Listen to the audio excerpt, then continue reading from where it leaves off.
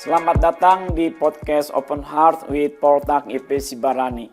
Podcast ini adalah sarana untuk menguraikan atau memperbincangkan hal-hal yang penting, yang berguna dalam hidup kita sehari-hari, yang di dalamnya terkandung nilai-nilai yang bersifat edukatif, teologis, filosofis, dan etis.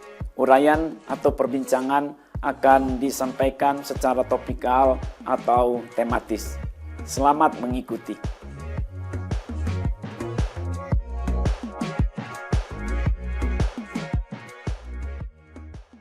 Topik yang akan diperbincangkan pada edisi ini adalah pengakuan iman.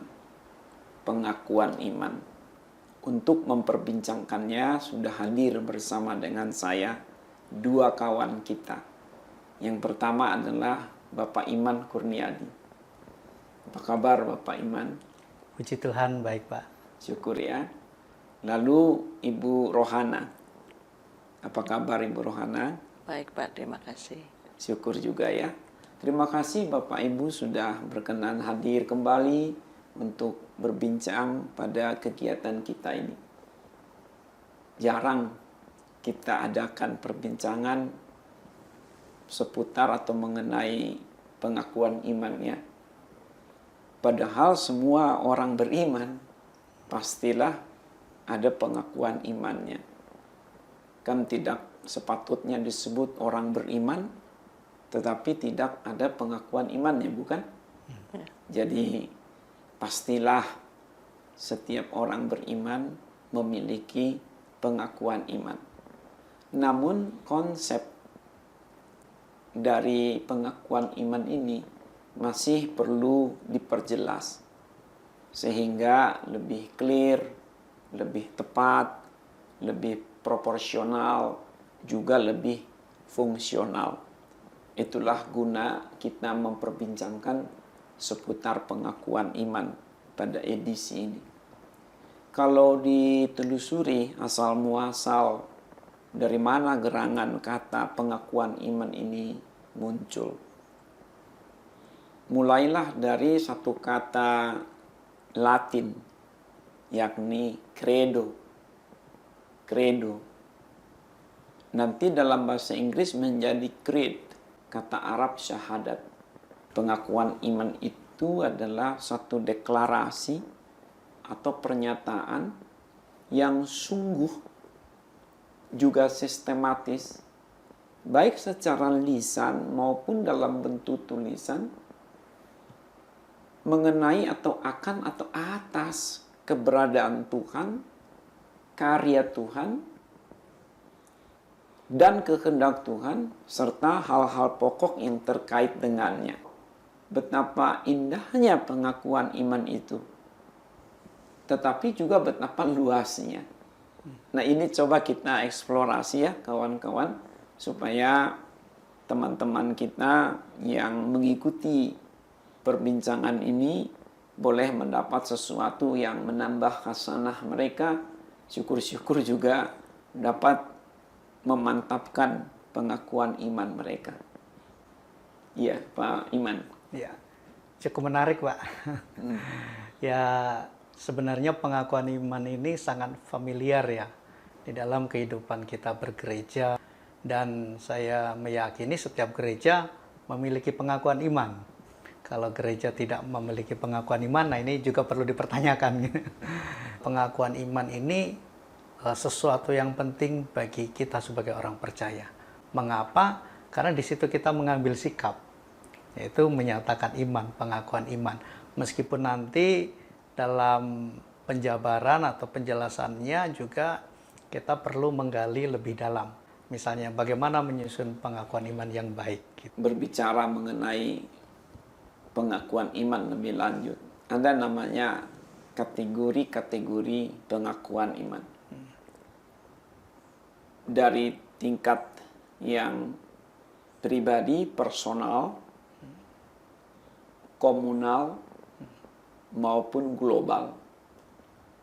Memang sih global sekali hampir-hampir tidak ada. Tapi gabungan dari beberapa komunitas ada. Itulah yang saya maksud sebagai pengakuan iman global. mulai dari pengakuan iman berkategori personal. Pengakuan iman berkategori personal ini adalah sifatnya private-nya, pribadi. Dan dia juga jadi tematik gitu. Soal apa dia memiliki keyakinan atau kepercayaan yang dia akui sebagai pengakuan iman. Di situ ada partikel-partikelnya tuh. Pengakuan iman Tuhan adalah penyembuhnya. Itu pengakuan iman juga. Pengakuan iman bahwa Tuhan adalah penyelamatnya. Itu pengakuan iman juga. Pengakuan iman pribadi atau personal itu memang lebih rumit ternyata. Karena dia sifatnya itu tematik tadi. Dia tidak mesti satu kumpulan yang tertata sangat rapih dan baku. Berbeda dengan namanya pengakuan iman komunal. Pengakuan iman komunal itu justru dia haruslah merupakan satu tatanan. Apa dulu nih yang disebutkan? Soal apa dulu? Berkelanjutan begitu. Dia ada nomor-nomor. Tema-temanya juga ada, tapi disusun lebih sistematis. Begitu ya. Dari awal hingga selesai, sehingga dia merupakan satu pernyataan yang memang bersifat umum, tetapi tandas gitu ya, pokok. Itulah pengakuan iman yang komunal. Ketika kita bicara soal pengakuan iman secara personal, apakah itu bisa, ya katakanlah sederhananya, mungkin orang tidak secara pribadi jarang sekali membuat suatu konsep, inilah pengakuan iman saya, seperti itu. Tetapi dia memiliki suatu kesaksian. Kira-kira itu sama tidak Pak dengan pengakuan iman? Ya seperti tadi Bapak berikan contoh, dia percaya, aku percaya bahwa Allah adalah penyembuh saya. Pengakuan iman dapat menjadi kesaksian. Tetapi sebaliknya sekadar kesaksian belum tentu pengakuan iman. Kesaksian itu lebih kepada cerita. Ada unsur story di dalamnya. Ada pengisahan. Apa ya yang Tuhan lakukan terhadap dirinya. Apa yang dia alami di dalam suasana keilahian. Ada story, ada cerita, ada yang mau disaksikan. Kalau pengakuan iman, dia merupakan satu ungkapan-ungkapan, pernyataan-pernyataan, deklarasi-deklarasi yang sifatnya berulang-ulang. Kalau dia melihat orang sakit, lalu dia katakan, Tuhan adalah penyembuhmu. Selalu dia lihat orang sakit, dia katakan, Tuhan adalah penyembuhmu. Berarti itu pengakuan iman loh. Dalam tema itu, dalam hal itu. Nanti kalau dia mengalami satu kekurangan, keperluan pokoknya, lalu dia berkata, Tuhan mencukupi aku. Tuhan mencukupi aku. Bahkan dia katakan juga itu kepada teman-temannya. Tuhan mencukupimu. Itu menjadi pengakuan iman manakala dia katakan itu berulang-ulang pada saat yang topik atau temanya sama tadi. Itu pengakuan iman personal. Kalau kita melihat pengakuan iman yang komunal, kan kalau komunal ini memberikan dampak yang lebih besar kepada personnya, pribadinya. Misalnya di dalam suatu gereja gitu. Nah, apakah Bapak setuju kalau pengakuan iman personal itu juga dipengaruhi oleh pengakuan iman yang komunal? Iya, terima kasih ya. Memang ada kaitan pengakuan iman personal dengan pengakuan iman komunal. Pengakuan iman personal itu ada dalam diri setiap orang. Setiap orang. Itu dibangun oleh pengetahuannya, pengalamannya, dan tingkat kecerdasan penyusunan konsep dalam dirinya sesuai dengan pengertian apa itu tadi pengakuan iman. Kalau pengakuan iman komunal ini kan dibangun oleh bersama-sama komunitas itu. Bisa saja diusulkan oleh seorang petinggi atau orang yang dianggap lebih mumpuni menyusunnya. Tetapi itu harus disosialisasikan dulu, dijabarkan, lalu semua sepakat, baru ketok palu, inilah pengakuan iman komunal kita atau komunitas kita.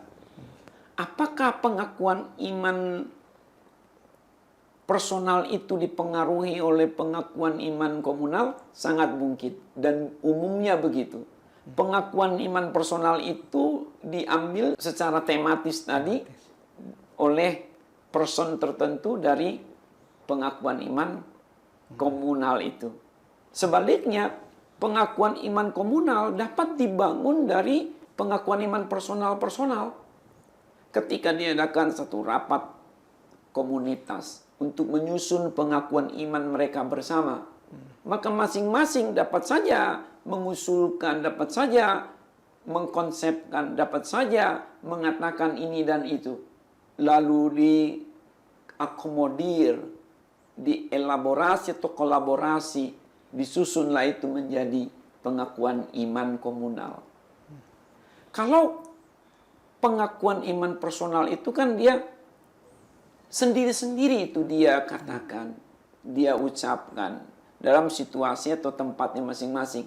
Pengakuan iman komunal dia sifatnya lebih official, istilahnya dibacakan bersama, lalu nanti diikuti oleh semua member atau anggota komunitas dalam kebersamaan.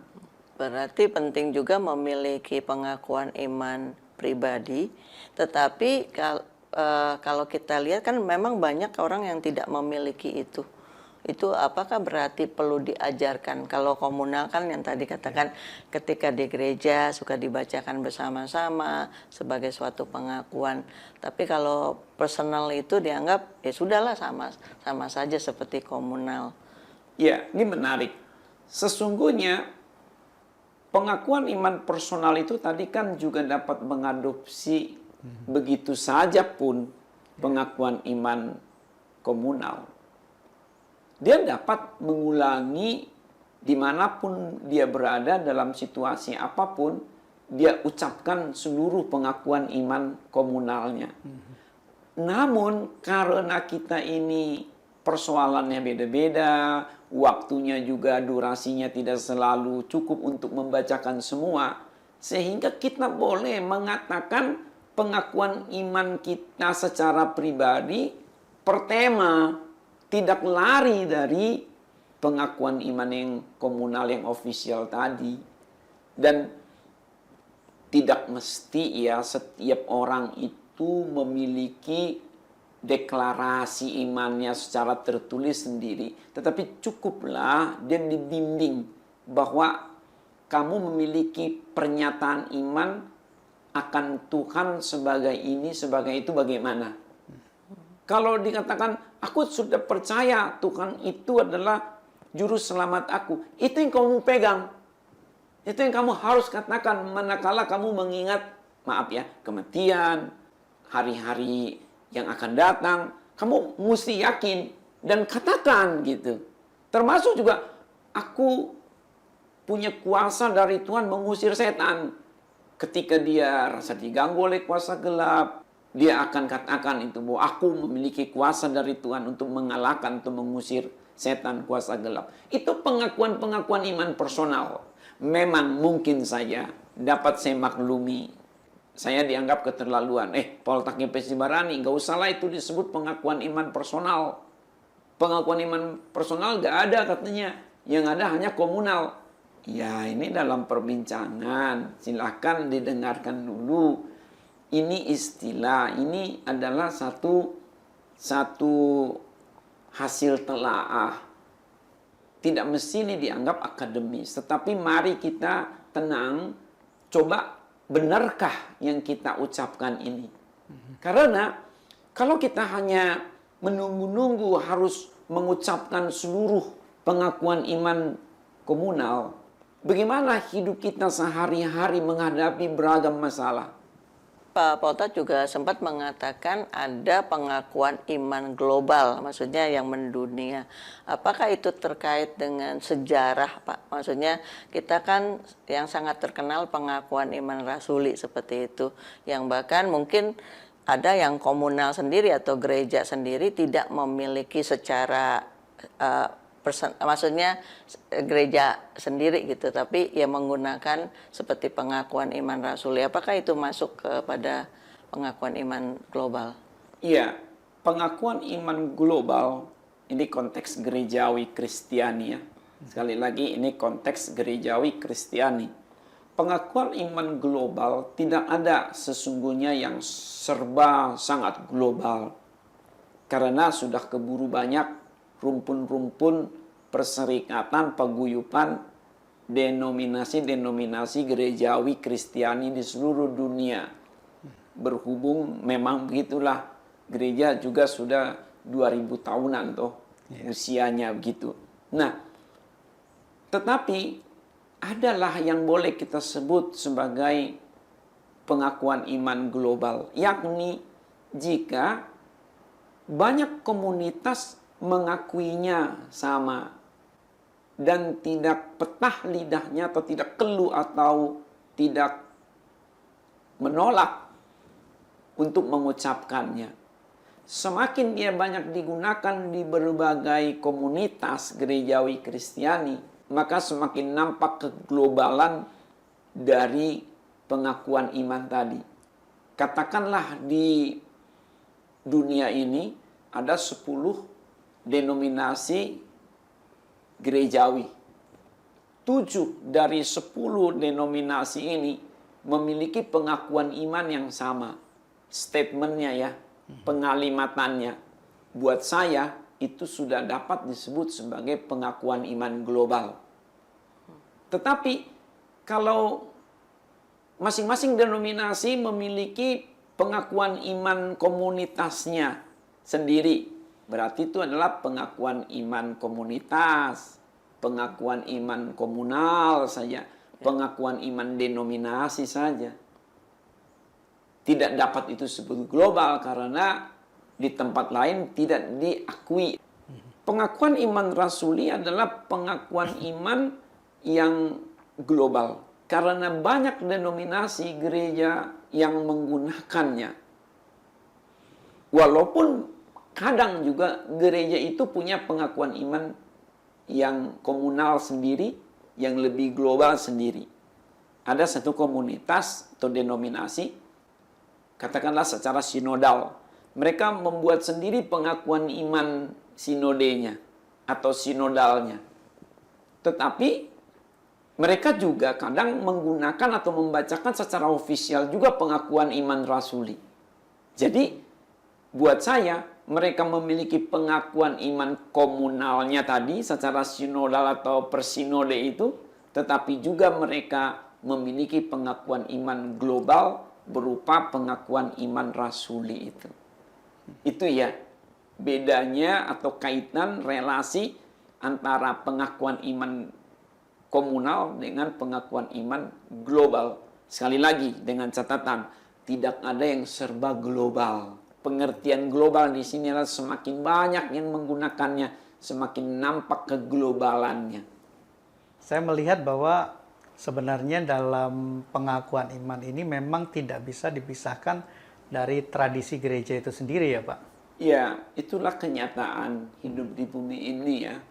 Kita bukan serba pionir, Betul. kita bukan serba perintis, kita kebanyakan adalah penerus. Kita adalah generasi yang melanjutkan. Gereja tidak ada yang serba baru sebenarnya di dalamnya. Merupakan satu regenerasi dan reproduksi keyakinan, teologi. Ada unsur kesejarahan kan di situ. Betul. Misalnya tadi pengakuan iman rasuli. Secara global ternyata pengakuan iman rasuli ini sudah dibacakan pada abad ke-8 atau tahun 700-an Masehi. Yang disinyalir merupakan penyempurnaan dari pengakuan-pengakuan iman pada masa istilahnya ini bapak-bapak gereja. Bapak gereja, ya. Bapak-bapak gereja itu kan hingga pada abad ke-6 atau tahun 500-an itu masih disebut sebagai bapak-bapak gereja zamannya. Bapak-bapak gereja itu adalah zaman dari para rasul meninggal, lalu para rasul punya murid-murid. Para murid para rasul inilah yang disebut sebagai bapak-bapak gereja generasi pertama hingga nanti sekitar tahun 500-an. Memang ada juga yang menganggap itu hanya sekitar akhir abad ke-5. Berarti tahun 400-an sekian. Itu pegangan umumnya ya. Jadi misalnya ada namanya pengakuan iman Nicea tahun 325 Masehi. Lalu ada pengakuan iman Athanasius. Pengakuan-pengakuan iman tadi disempurnakan sedemikian rupa hingga menjadi satu pengakuan iman yang dianggap paling indah, paling simple. Itulah pengakuan iman rasuli. Pak Potak, pengakuan iman rasuli itu tadi dikatakan global ya, atau diterima berarti secara global. Apa keistimewaannya sehingga yaitu besar kan Pak jadinya? Kalau kita telaah, kita simak pengakuan iman rasuli, itu memang indah.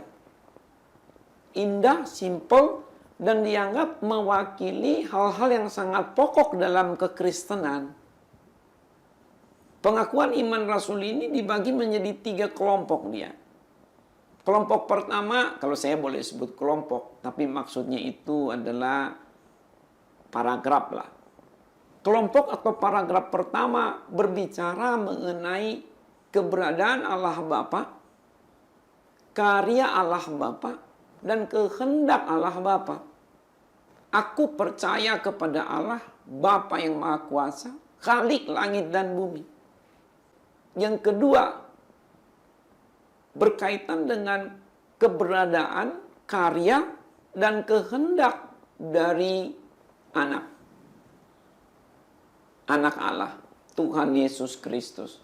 Bagaimana dia dalam keesaannya dengan Bapa turun ke dalam dunia, mengambil rupa manusia, dilahirkan oleh Bunda Maria dengan kuasa Roh Kudus yang begitu rupa dan menjadi pelayan, bahkan mati disebut diselipkan di salib Golgota, dikuburkan, bangkit, dan kembali ke surga, duduk di sebelah kanan Allah Bapa, dan akan datang dari sana untuk menghakimi semua yang hidup, semua yang mati.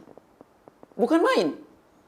Lalu kelompok atau paragraf ketiga adalah berkaitan dengan keberadaan, karya, dan kehendak Roh Kudus. Aku percaya akan adanya Roh Kudus. Percaya juga dengan karya Roh Kudus, juga karya Kristus yang membentuk gereja yang kudus. Dan gereja yang kudus itu disebut. Satu adanya, tidak terpecah belah. Persekutuan orang kudus, pengampunan dosa, kebangkitan tubuh. Ada yang menyebutnya kebangkitan daging.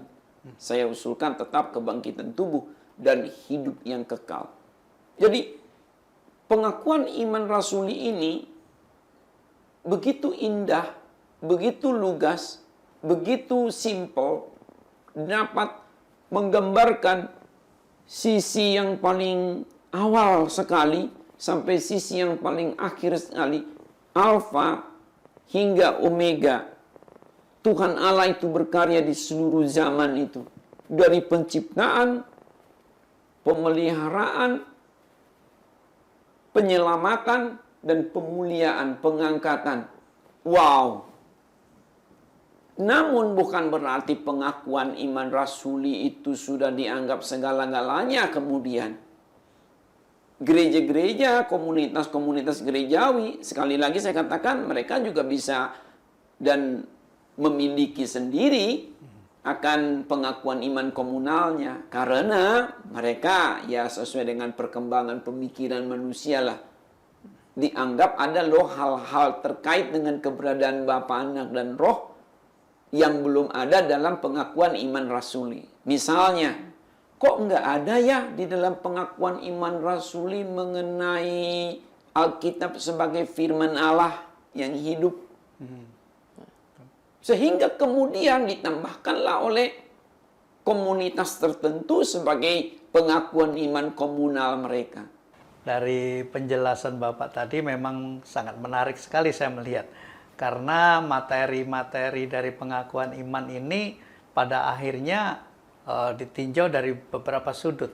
Atau ditinjau dari mungkin dogma atau doktrin dari gereja itu sendiri.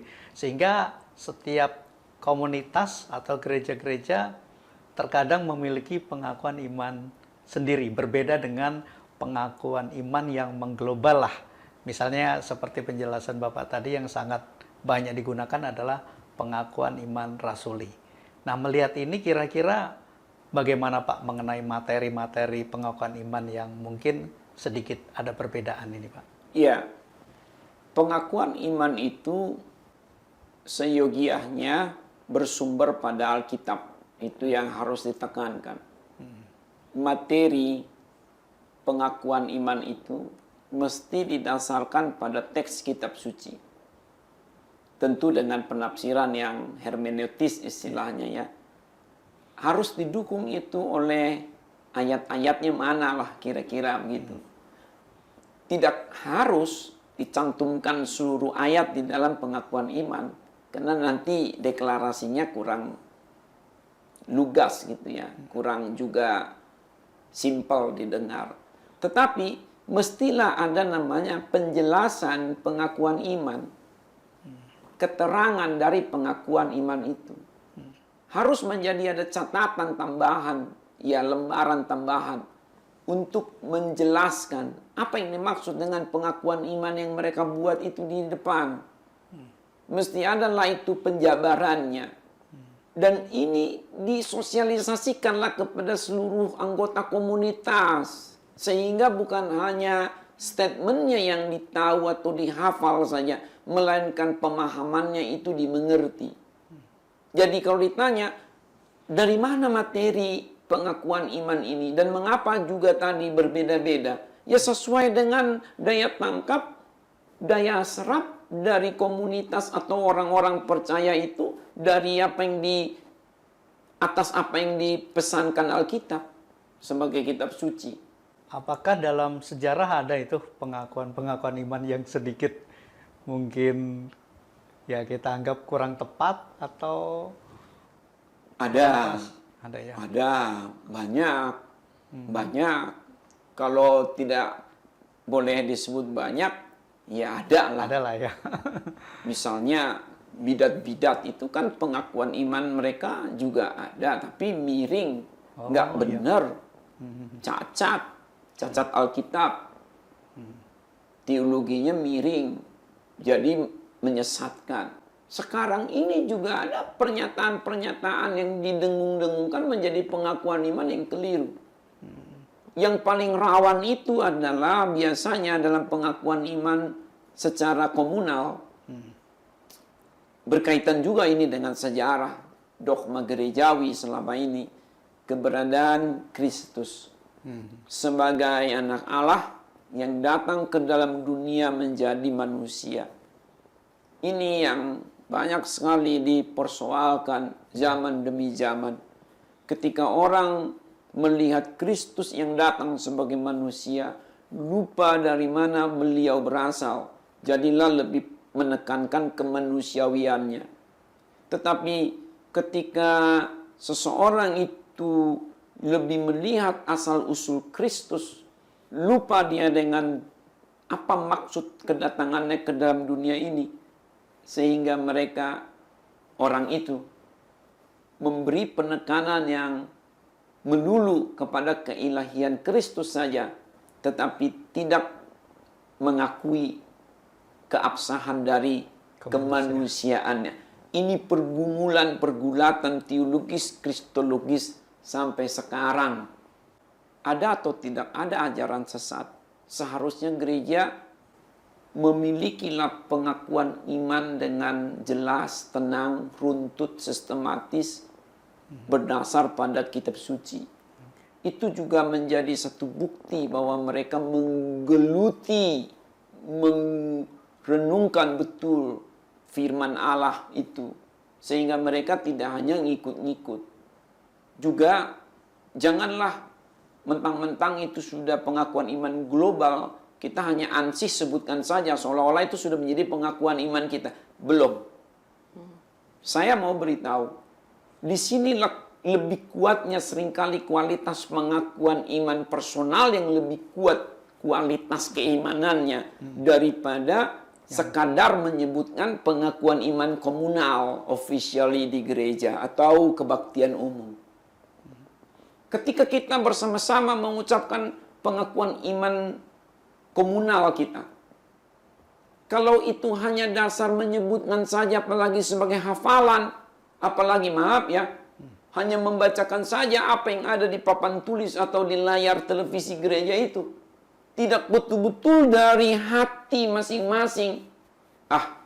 Saya ragunya itu kalau itu adalah pengakuan iman. Tetapi walaupun tidak ada pengakuan iman komunal dibacakan secara ofisial bersama-sama dengan bahasa yang anggun dan menggema, namun di dalam hati orang itu betul-betul dia dipaham, dia yakin betul bahwa Tuhan itu ada, Tuhan itu surgawi, Tuhan itu kekal, Tuhan itu peduli, Tuhan itu wow. Ini sudah merupakan pengakuan iman yang berkualitas sekali gitu. Pak Otak, tadi Bapak sudah menjelaskan bahwa materi pengakuan iman itu harus tentunya berdasarkan firman, ya Pak ya. Sekalipun mungkin tidak dicantumkan, tetapi ketika bisa dikatakanlah menyusun ya pengakuan iman itu harus secara sistematis. Tapi kira-kira apakah urutannya harus sama dengan yang katakanlah tadi global atau ini merupakan pergumulan sendiri baik komunal maupun personal seperti itu? Ya, terima kasih ya. Memang tidak mudah ya kita menjawab pertanyaan ini. Karena ini sangat doktrinal. Juga jadi akademis sekali sebenarnya perbincangan ini ya. Namun kiranya kita dapat sumbang saran lah kalau bukan disebut sebagai ajaran. Kalau ditanya bagaimana sebaiknya susunan dari pengakuan iman itu, apalagi yang sifatnya personal, bagaimana itu susunannya itu? Saya mengusulkan janganlah jauh-jauh lari dari pengakuan iman global yang sudah ada. Jangan supaya keren gitu ya, mentereng, tapi akhirnya jadi bias. Kan kita harus juga berani mengakui bahwa para pendahulu kita bukan orang yang sembarangan memikirkannya. Yeah. Jadi hargailah warisan teologis, warisan-warisan pernyataan iman dari para pendahulu kita. Katakanlah tadi berupa pengakuan iman rasuli.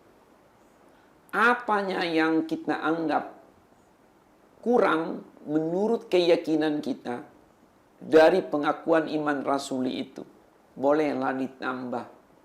Bukan untuk mengatakan pengakuan iman rasuli itu salah atau kurang, bukan. Biarlah pengakuan iman rasuli atau pengakuan iman yang sudah ada, apalagi cenderung global itu tadi, tetaplah itu begitu, biar saja.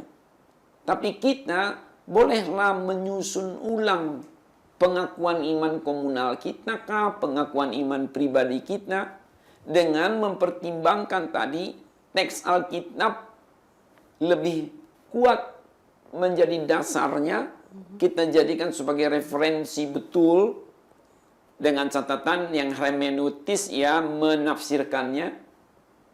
Lalu lihatlah acuannya tadi, susunan ataupun isi dari pengakuan iman yang sudah ada secara global itu. Kalau itu adalah komunitas kita, buatlah bersama-sama. Kalau toh ada pengusul atau tim peredaksinya, tetap itu harus merupakan keputusan bersama. Namanya saja komunal, komunitas toh atas namanya. Kalau itu pribadi, hati-hati. Jangan memiliki pengakuan iman tertulis yang liar, semau-maunya. Atas nama aku juga orang percaya, boleh dong punya pengakuan iman. Iya, tetapi pengakuan iman pribadi itu sangat rawan dari pembiasan.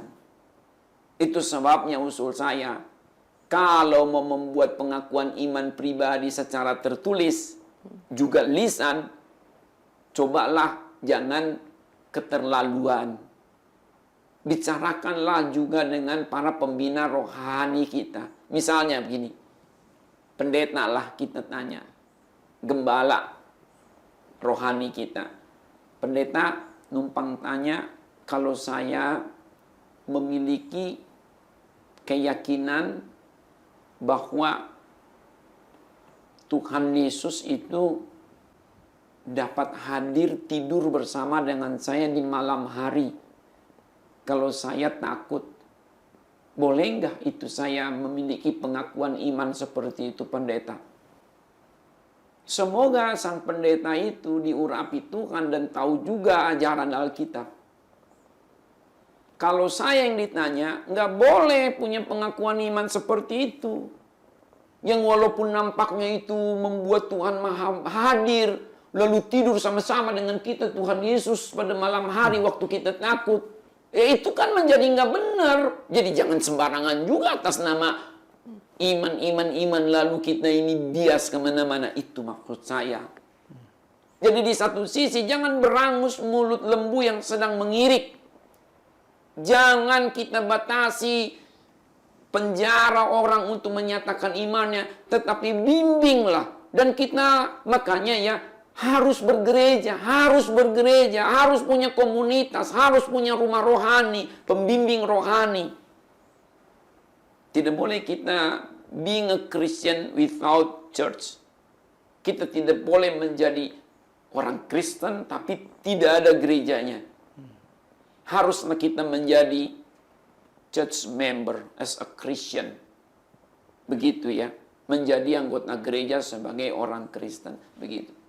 Berarti pengakuan iman baik secara personal maupun komunal itu ada manfaatnya ya Pak ya. Maksudnya perlu didesain atau maksudnya perlu dimiliki atau dibuat karena itu bermanfaat bagi kita. Itu kira-kira seperti tadi kan kita harus hati-hati, jangan sembarangan. Lalu kita juga berpikir kira-kira faedahnya apa ya untuk menyusun pengakuan iman seperti itu. Apa yang guna dari pengakuan iman itu?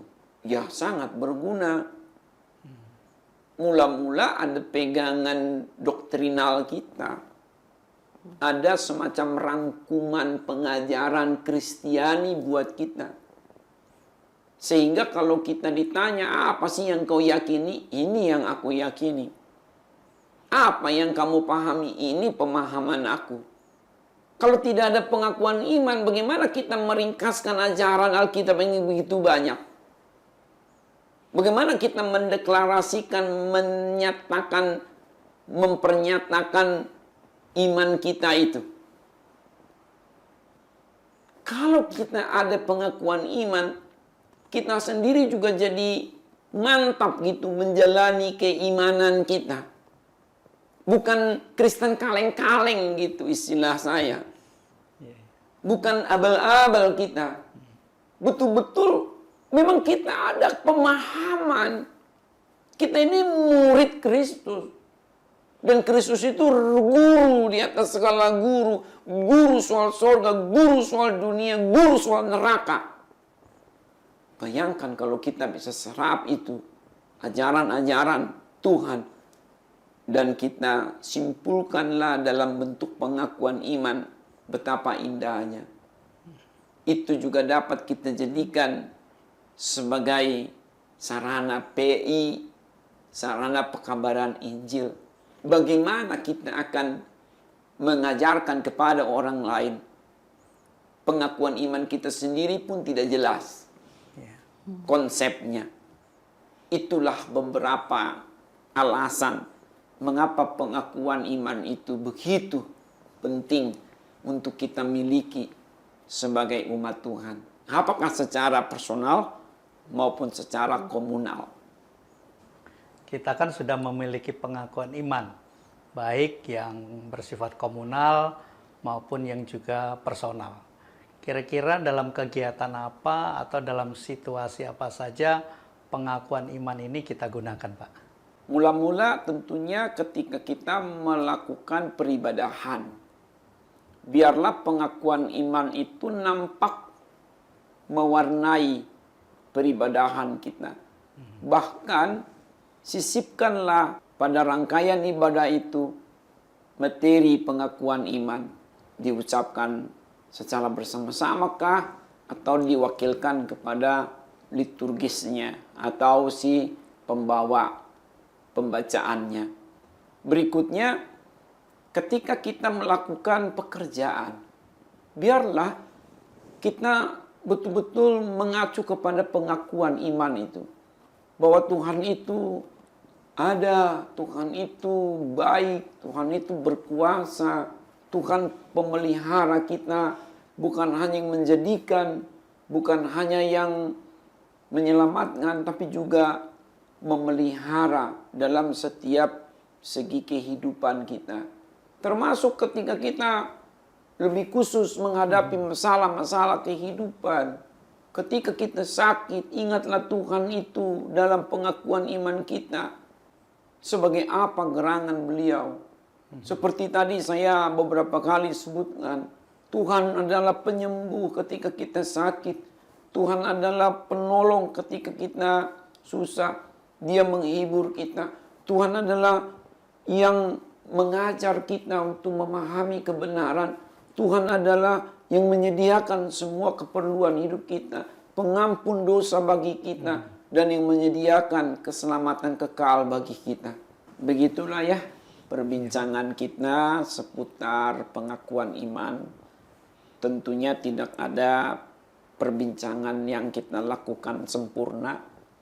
Termasuk mengenai pengakuan iman ini. Terima kasih Pak untuk pembahasan hari ini yang lebih membuka wawasan bagi saya juga bagaimana kita perlu memiliki pengakuan iman itu. Iya Pak, saya sangat mendukung di beberapa kesempatan berikutnya supaya kita juga menyajikan topik-topik yang menarik. Iya, terima kasih ya Terima kasih, Pak. Bapak Iman juga Ibu Rohana sudah mendukung akan perbincangan kita. Demikian perbincangan ini kita akhiri. Apabila Anda berkenan untuk mendukung kelancaran podcast ini, silahkan Anda klik sendiri deskripsi atau keterangan podcast ini. Di sana terdapat nomor-nomor yang Anda dapat hubungi, email yang Anda dapat hubungi, juga nomor lembaga pelayanan kami untuk Anda dapat salurkan dukungan dengan penuh sukacita. Terima kasih.